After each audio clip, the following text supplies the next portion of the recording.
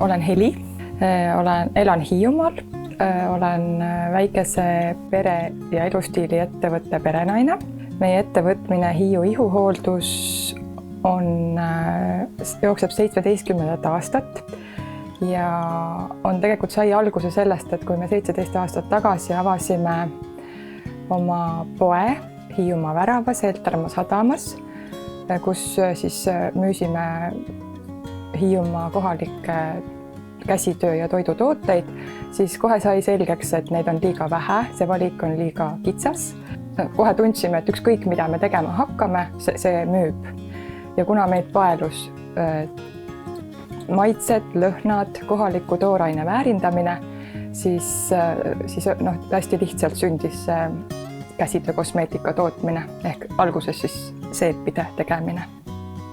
Ja need ei olnud üldse mitte lihtsalt seebid, vaid meie jaoks oli hästi oluline see, et me kasutasime ära neid hiidlaste lugusid, et mitte ainult Hiiumaa tooraine ei läinud meie tootesse või ei lähe, vaid ka need lood on pakendil, et see toode räägib lugu, oli meie jaoks algusest peale hästi oluline. Ja meie lemmik on muidugi kadakas, et seepärast on ka kadakas meie logol, et kadaka mari ja okkad ja meie enamus tooteid sisaldavad kadakat. Pluss on meie lemmikud muidugi Hiiumaa ravimuda, tõrv, mesi ja kõikvõimalikud metsataimed, mida saab korjata. Pluss meil on väike oma ürdiaed, mille siis taimed me samuti ära kasutame.